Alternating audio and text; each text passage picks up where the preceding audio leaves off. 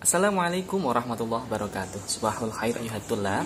Alhamdulillah, atas rahmat Allah kita bisa berjumpa kembali dalam pendalaman bahasa Arab dasar Durusul Lughah. Di pertemuan sebelumnya kita telah membahas tentang isim isyarah dari hada, hadhihi, dalika, tilka. Hada isim isyarah untuk menunjukkan benda yang mudzakkar yang jaraknya dekat.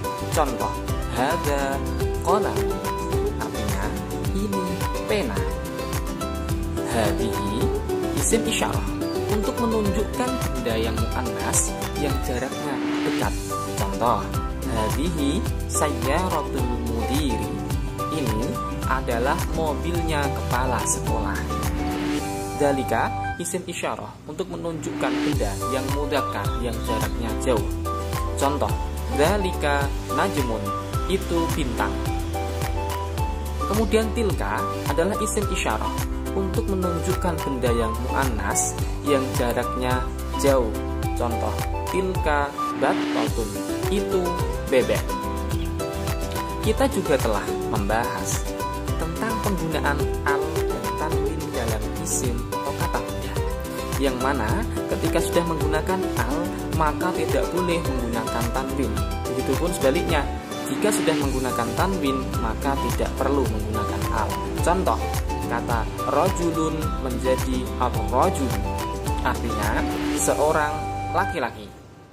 Selanjutnya, kita juga sudah pernah membahas huruf jar dan dampaknya ketika disandingkan dengan isim atau kata benda, yaitu jika ada isim didahului huruf jar, maka isim itu akan berharokat kasrah. Contoh, fil baiti, awalnya al-baitu, karena didahului dengan fi maka menjadi fil baiti, artinya di dalam rumah.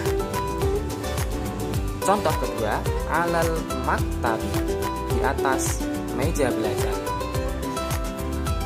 Contoh ketiga, minal baiti, artinya dari rumah. Perhatikan harokat isimnya ketika didahului huruf jar.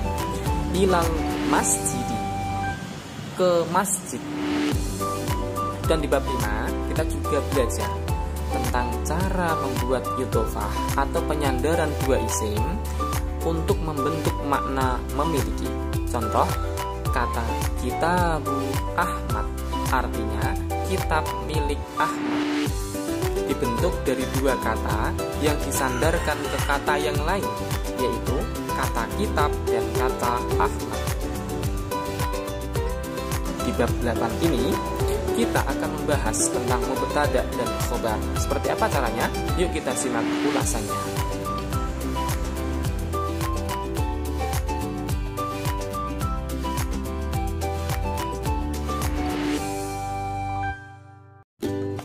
Sebelum kita membahas mubtada dan khobar, terlebih dahulu mari kita mengenal lebih dalam tentang isim.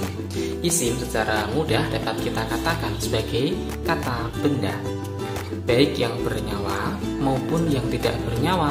Secara umum, isim dibagi menjadi dua, yaitu isim nakirah dan isim ma'rifat. Isim nakirah adalah isim yang menunjukkan sesuatu yang belum jelas, ditandai dengan adanya tanwin. Contoh, rajulun, artinya seorang laki-laki. Perhatikan jumlah berikut. Ra'aitu rajulan fis-suqi, artinya saya melihat seorang laki-laki di pasar. Perhatikan pada kata rajulan. Pertama-tama lihat tanwinnya, itu menunjukkan bahwa ia termasuk isim nakirah. Kedua, secara makna ia belum jelas siapakah lelaki yang dimaksud, karena tidak ada nama atau identitas yang jelas, karena di pasar itu ada banyak laki-laki. Juga tidak ada kata tunjuk yang merujuk pada lelaki yang dimaksud, sehingga lawan bicara akan masih bertanya-tanya siapakah lelaki yang dimaksud itu. Karena ia tidak jelas, maka kata rajulan pada susunan kata di atas termasuk isim nakirah. Sudah jelas ya? Jadi kalau ia ada tanwinnya dan belum jelas yang mana atau milik siapa, maka dinamakan isim nakirah. Kedua, isim ma'rifat. Isim ma'rifat adalah isim yang menunjukkan sesuatu yang sudah jelas. Isim ma'rifat memiliki 6 tanda sebagai berikut. Nomor 1, menggunakan al. Ketika ada isim diawali dengan al, alif, lam, maka ia berarti isim ma'rifat dan sudah jelas sesuatu yang dimaksud.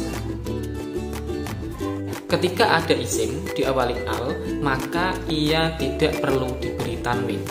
Contoh, al-kitab. Al-kitab artinya sebuah kitab. Karena diawali al, alif, lam, maka berarti buku yang dimaksud itu sudah jelas. Buku yang mana atau buku apa? Nomor 2, berbentuk isim alam. Isim alam adalah isim yang merujuk pada sesuatu yang diberi nama. Contoh, Ja'far berarti nama lelaki, Maimunah berarti nama perempuan, Quraisy berarti nama suku, Jawa berarti nama pulau, Sumatera Barat berarti nama provinsi, dan lain-lain. Intinya, isim alam merujuk pada benda yang diberi nama. Karena jelas namanya, maka berarti sudah jelas benda yang dimaksud.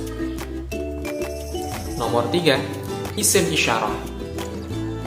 Isim isyarah adalah isim yang digunakan untuk menunjukkan sesuatu. Yang baru kita kenal, isim isyarah ada 4, yaitu hadza, hadhihi, dzalika, tilka. Contoh, hadza rajulun. Artinya, ini adalah seorang laki-laki. Kata hadza adalah ma'rifat, karena semua isim isyarah termasuk isim ma'rifat. Nomor 4, isim dhamir. Isim dhamir adalah kata ganti dalam bahasa Indonesia. Contohnya, kamu, aku, dia, mereka, dan lain-lain. Dalam bahasa Arab, ada banyak kata ganti atau dhamir. Contoh yang sudah kita gunakan adalah huwa, hiya, anta, anti, ana, nahnu. Contoh dalam kalimat huwa Muhammadun, artinya dia Muhammad. Kata huwa adalah isim ma'rifat, karena semua isim dhamir adalah isim ma'rifat. Contoh yang lain, ana thalibun, artinya saya seorang siswa. Kata ana adalah isim ma'rifat, karena semua isim dhamir adalah isim ma'rifat.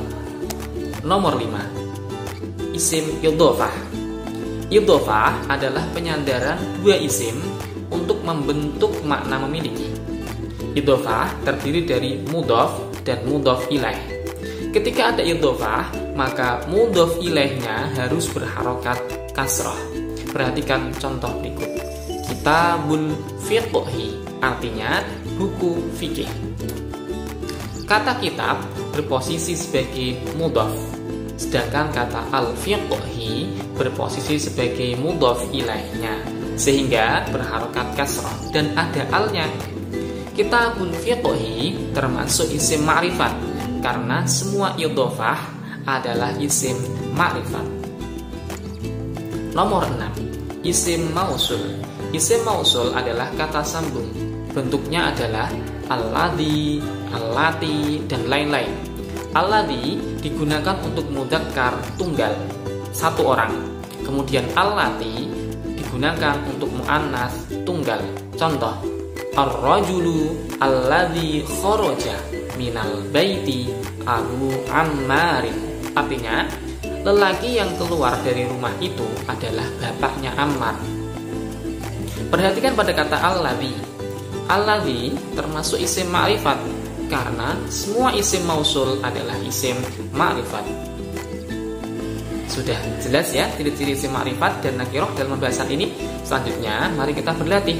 Tentukan isim nakirah dan ma'rifat dalam jumlah berikut. Nomor 1, hadzal rajulu mudarrisun wa dzalika rajulu muhandisun. Hadzal kitabu jadidun Wadzalikal kitabu qadimun.